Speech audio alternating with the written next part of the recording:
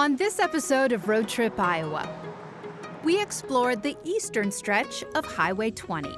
It feels a little bit like you're riding a bicycle, except the wheels are above your head instead of underneath your feet.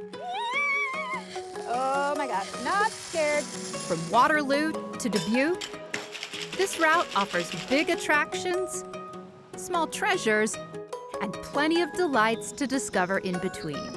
Us locals say it's always been here, you know. Next on Road Trip Iowa. Musco Lighting is an Iowa company that travels across the U.S. and to more than 125 countries to light community recreation fields, stadiums, airports, monuments, and more. While our reach is global, we're committed to our local communities. Beverly Thomason Schultz, honored to support local programming on Iowa PBS.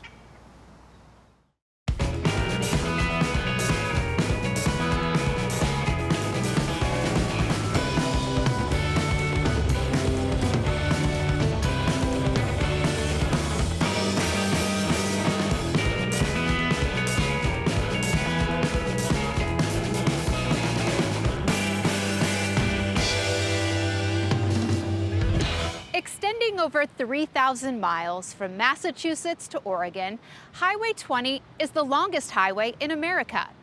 In northern Iowa, it serves as a main thoroughfare from the Mississippi to the Missouri River. Today, we're following this well-traveled route from Waterloo to Dubuque. Let's take a look at today's itinerary.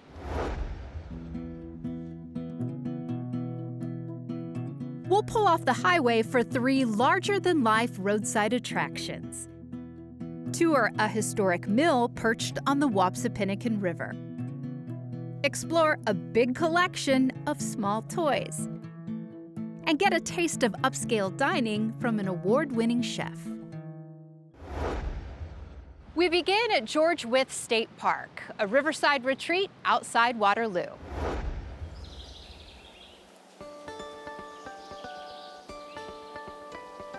Tucked between Cedar Falls and Waterloo, on the banks of the Cedar River, George Wyth State Park offers a natural escape just beyond the city. Wyth was a Cedar Falls businessman who dedicated time to establishing the city's park system. The state park was named in his honor in 1956. The park's 4 lakes make this a paddler's paradise, with ample opportunities for fishing, swimming, and spending time on the water. On dry land, hikers and bikers will find 13 miles of trails to explore. Camping spots are available for those looking to spend a few days in this secluded outdoor retreat. Pull off the highway and discover this state park just outside the city limits.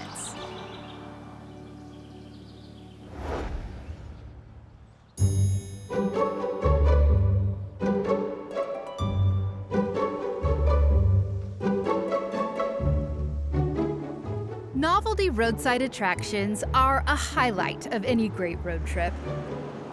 And travelers crossing Highway 20 are never far from a few stops that are too big to miss. A lot of them, especially from the 50s and 60s, were ways to get people to pull off the interstate or pull off of, the 2-lane highway and spend time in a community.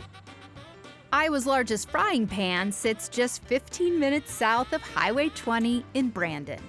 The giant frying pan in Brandon was created in 2004 as a way for Brandon to promote their annual cowboy breakfast. With room for 44 dozen eggs and 88 pounds of bacon, this skillet is a supersized replica of the cast iron cookware used during Brandon's cowboy breakfast. Held each fall, the event serves as a fundraiser for the city's community center. Measuring more than 14 feet tall and weighing over 1,000 pounds, it's a pan fit for a very hearty meal.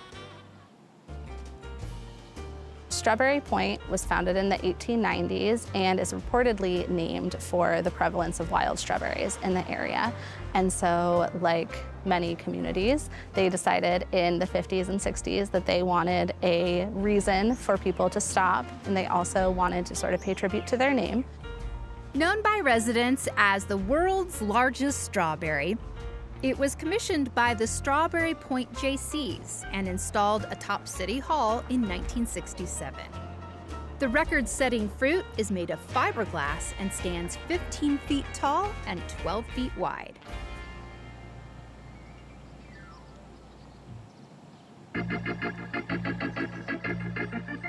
In the tiny town of Ryan, a big umpire watches over the city park ball field.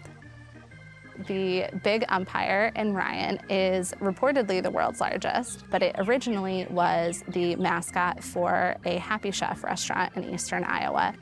Trading in his wooden spoon and chef's hat for a face mask and chest protector, this 18-foot-tall official honors the area's love of baseball. It's safe to say this stop off the highway is a real home run.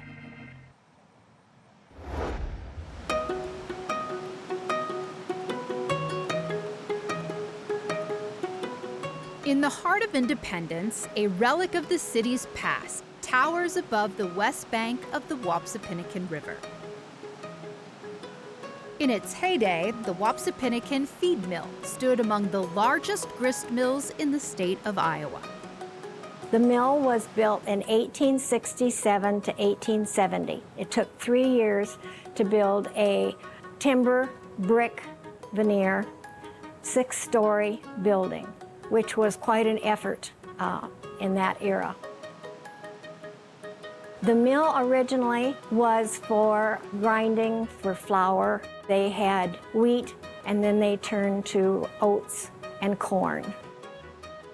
101 windows provided natural light and ventilation during the building's century of operation as a mill. Production came to a close in 1976, and the building was donated to the Buchanan County Historical Society. Throughout the years, we, the Historical Society, have spent over $1 million on renovations. We believe this is a worthwhile building to preserve. It is on the National Register of Historic Places, and when anybody ever hears about Independence, they always comment about the Wapsi Mill. Today, the mill serves as a museum, preserving the story of both the building and the community it helped to shape. Much of the machinery still sits in its original place, too massive to be moved. For more than 150 years, the mill has stood at the edge of downtown Independence as an enduring symbol of the city's history. The town itself kind of built around it. Us locals say it's always been here, you know. It's a magnificent building.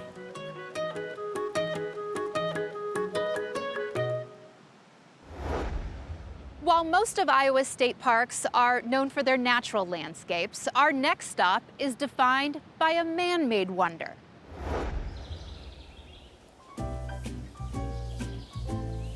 We have 426 acres that make up the park. About 11 acres of that comprises the estate, the Walter Estate at Cedar Rock State Park. In 1948, Lowell and Agnes Walter commissioned renowned architect Frank Lloyd Wright to build them a home. Perched on a rocky bend in the Wapsipinicon River outside Quasqueton, the house was named Cedar Rock.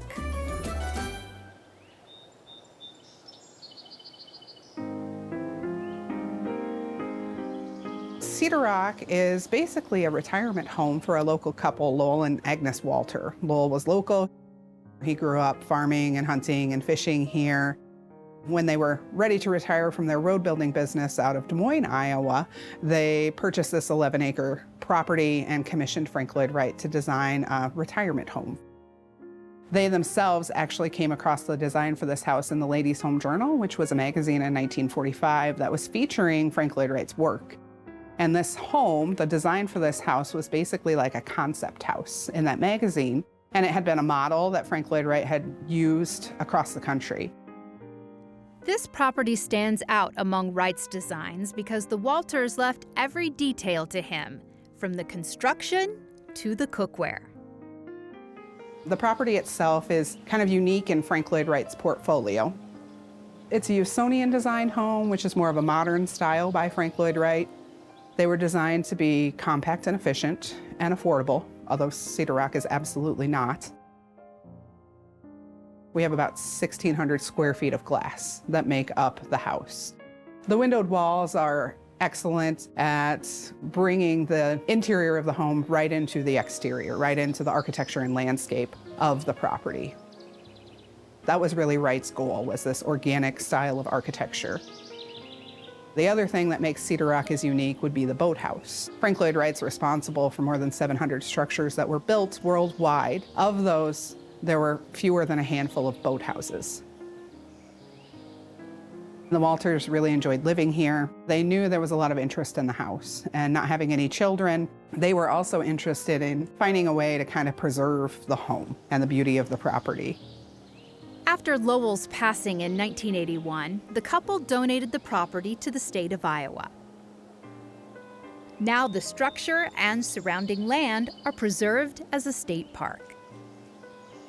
When you come through, it's kind of like the Walters just went out to lunch, and you get to go through their 1950 home, which was modern at the time, and I would argue still would be considered modern architecture today.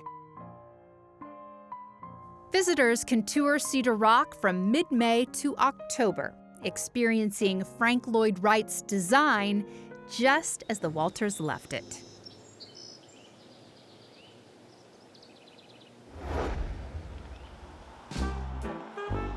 Just off Highway 20 in Dyersville, the National Farm Toy Museum gives visitors a small-scale look at Iowa's biggest industry.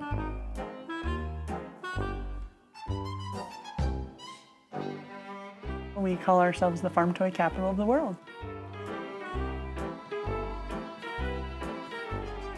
We have three major manufacturers that are based here historically. The Ertl Company, now known as Tomy International, as well as Scale Models and Specast.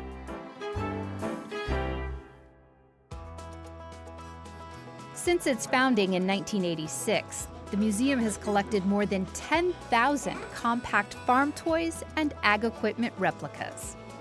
Machines in every color and style fill the shelves and display cases.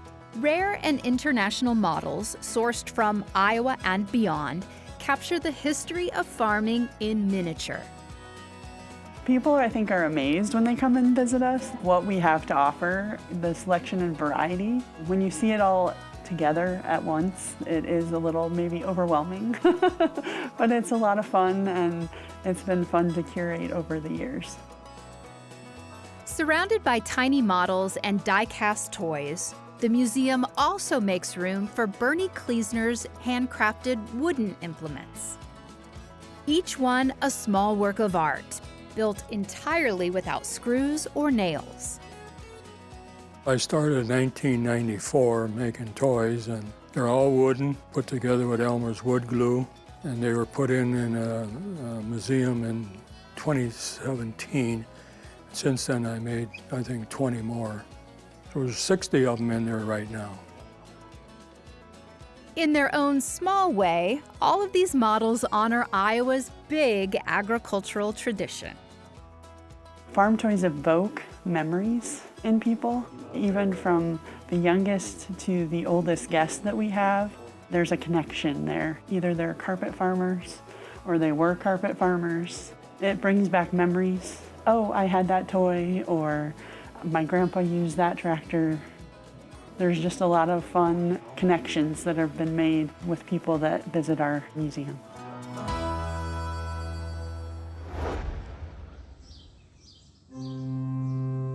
Driving across Highway 20, the Basilica of St. Francis Xavier is hard to miss.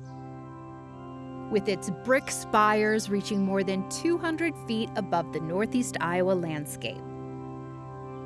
While many places of worship are known for their beauty, this one holds a special distinction. It's stunning and it's striking, and certainly people, as soon as they come in the huge wooden doors, you kind of open up into a different world, which is exactly what's supposed to happen. Construction of the Catholic Church was completed in 1889 to serve the region's growing congregation. The German families who built this church and the surrounding churches, they literally mortgaged their farms, put their own family livelihood and their existence at stake because they saw building a church for God to be that important. This is what the end result was this magnificent cathedral-like basilica.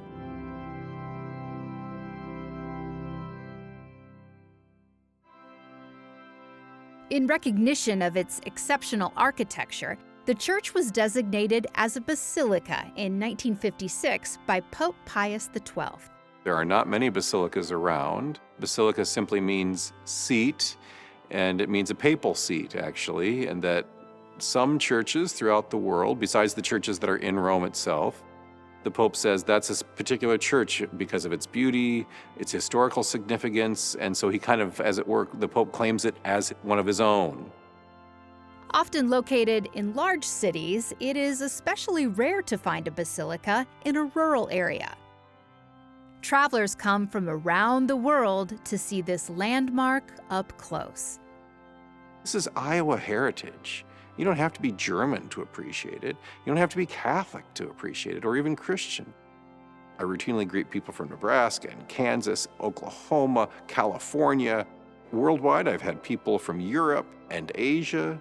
And sometimes I try to remind them to sign the guest book just so we get an idea, but I figure only about a third, half to a third of the people might find the guest book and sign it. It's amazing how, we're in Iowa and we often don't think, what in Iowa would people come here for? They come here for this. They come here for this all the time.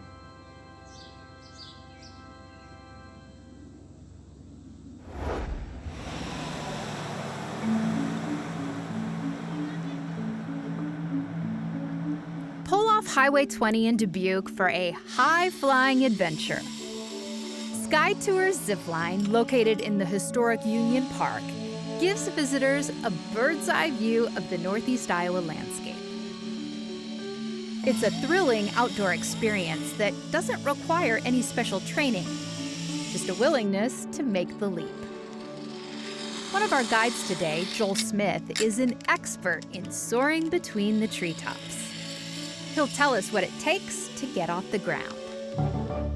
We have a 9-line zip line course. We like to say it's progressive, meaning that it starts off a little bit lower and slower, then the lines get higher, longer, faster as you go. Predominantly ground-to-ground zip lines, but we also have one platform where you zip out and land at about 45 feet of elevation, and then zip off of that afterwards. We take groups anywhere from 2 to 12 on a tour. With a full tour of 12 people, it takes about 2 hours.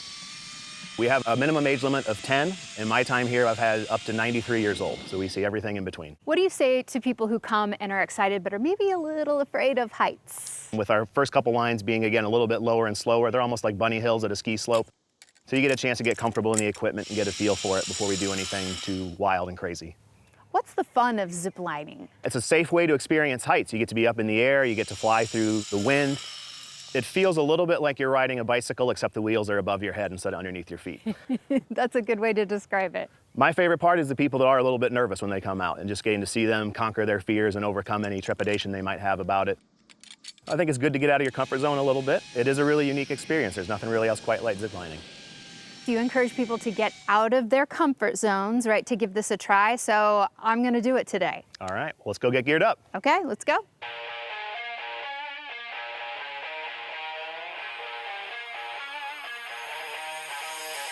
The first thing we're going to do is take your harness off the hook and hold it like this in front of you.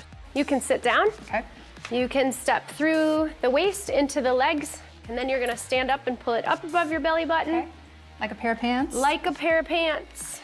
You're gonna want this as tight as possible because all of your weight is gonna hang from here. So then we take the lanyard, we put the yellow loop through the blue loop, and all of the metal through this. So this is the thing that holds me on the zip line? Yes, okay. This lanyard, these carabiners will attach to the trolley, and the trolley is what hooks you to the zip line. Last is the helmet.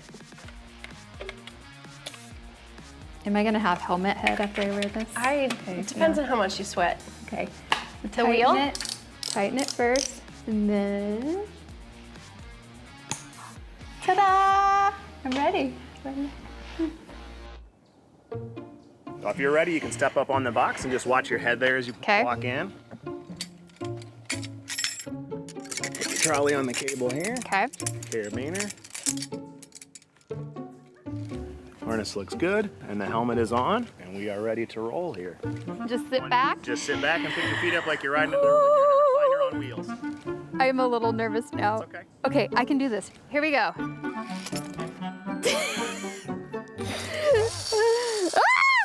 Oh my gosh.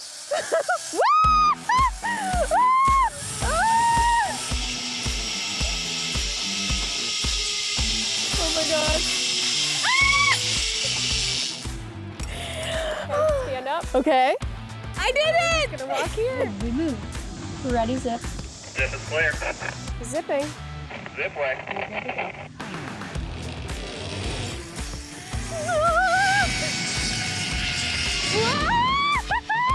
Oh my gosh! Oh my gosh! Oh wow, this is really high. Whew, that's quick. Yes. I mean, that's an adrenaline rush right there.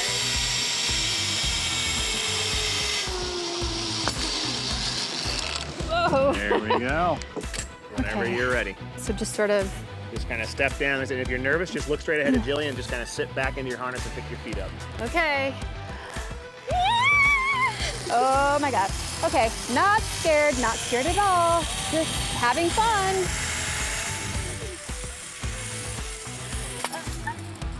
Oh, and I did it! You did it! Yay! I was sky high. Sky high at Sky Tours. That is truly scary. Okay, I did it. Okay.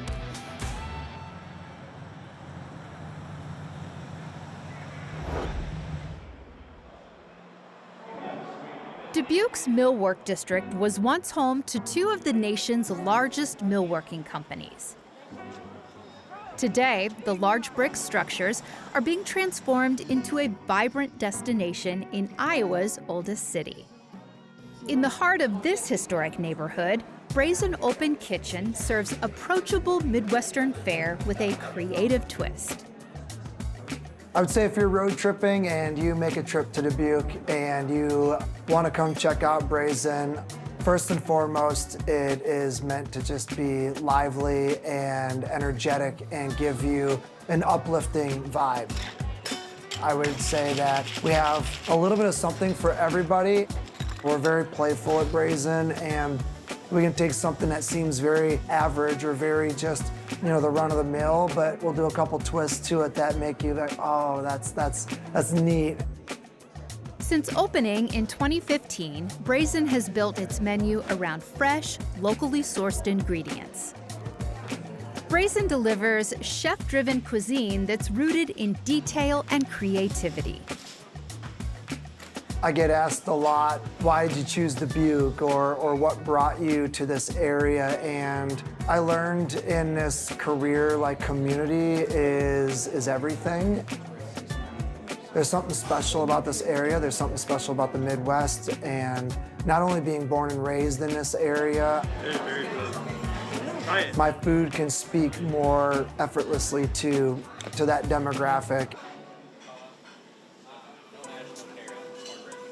Chef Kevin Scharf's culinary talent has taken him beyond the Midwest, including a spot on season 16 of the reality competition TV series Top Chef, and recognition as a 2022 James Beard Foundation semifinalist for Best Chef Midwest. But it's cooking for his community that he finds most rewarding. The best part of cooking for not only your own community, but for a small community is they're not necessarily driven by what they're told to like, magazines, TV, or any of those things. They're driven by what they truly like. That, as a chef, when you can take some of your big city experiences, or when you're very aware of what's happening in the trends for the food scene, if you can find a way to take that food and not only fulfill yourself, but then make it in a way that makes your small community happy and thrive and enjoy it. There's something about that accomplishment that's a lot different than cooking for people that are told what they should like or what the hot trends are. We don't always get that luxury, so pretty fulfilling.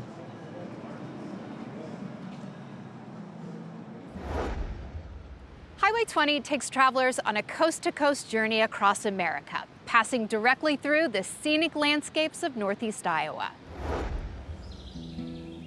We spent time in the great outdoors at George Wyth State Park in Waterloo, visited a Frank Lloyd Wright-designed home in Quasqueton, toured Dyersville's historic St. Francis Xavier Basilica, and soared through the treetops outside Dubuque at Sky Tours Zipline. Perfect for a day trip or a long weekend visit, Northeast Iowa has something for everyone along Highway 20. For more on the history, culture, and landscapes along Iowa's highways, join us next time on Road Trip Iowa.